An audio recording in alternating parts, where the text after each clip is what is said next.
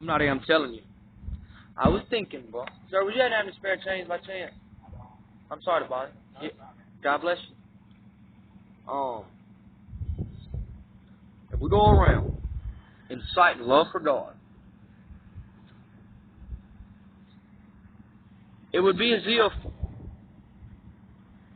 that individual's love for God, you would be sowing their righteousness. You would be sowing their righteousness. Because due to the fact, without you doing that, I'm just saying, if you go around intentionally inciting love for God, mercy, mercy, mercy, mercy, sowing mercy like that, if you go around because remember,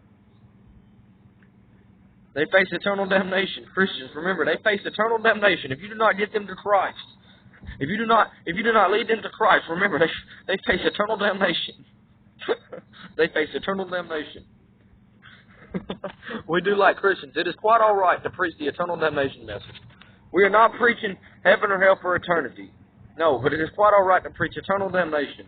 Eternal separation from God. That is quite all right, Christians. If we preach, it is heaven or eternal damnation. It just sounds scary. Heaven or eternal damnation. The Bible talks about eternal damnation. Eternal damnation. Ladies and gentlemen, eternal damnation is being separated from God. So, would you have any spare change by chance? Would you have any spare change, sir? Thank you, sir. God bless you. You have a nice day.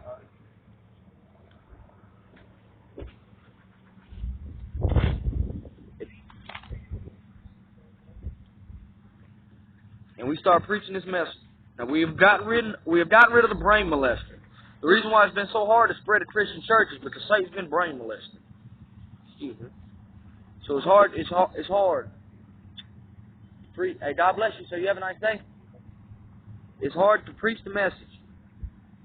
We got Chester the brain molester roaming around brain molested. All right. Ladies and gentlemen, God is love, and God loves you. God created you to love you. God literally created you to love you. Illuminati, why do you exist? God loves you, nigga. God loves you. God loves each and every individual on this earth more than you love yourself. And ladies and gentlemen, you're like, how does God love me more than I love me? If you could create something to love you, how would it? It feel like sex. It feel like sex. Ladies and gentlemen, I've been informed that being God is the shit. If you could create creatures to love you, man, would you ever have any spare change by chance? I'm sorry to bother you. God bless you. If you could create creatures to love you, what I'm saying is, Mr. Rich Man, I'm talking to you, Mr. Rich Man, the fastest way for you to get richer is to bribe the one who controls everything. To bribe the one who controls everything.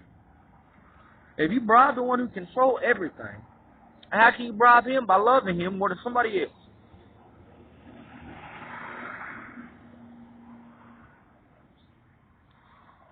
God's anointed ones are if God really loved you, can't nobody mess with you because God really loved you. God loves some people more than others. He does. But if you love God more than others, then God don't love you more than others. If you love God more than your neighbor loves God, God don't love you more than you love the neighbor. Ladies and gentlemen, this is in fact why the entire porn industry is going to do their very best to marry him. Nicholas Paulette, you inside of the cold war of love for God, porn industry. If you in the fucking business, the only person you fucking is your motherfucking self. Porn industry, you would disband immediately. It disgusts God. It literally tears his heart apart. See y'all doing that shit. But you can't help that you like that. You really can't help that you like that. So this is what we're going to do, porn industry. You will immediately disband. And if you marry this man, you will marry him eternally, forever. It will be an eternal marriage. We will have tryouts. Elsa, we will have tryouts.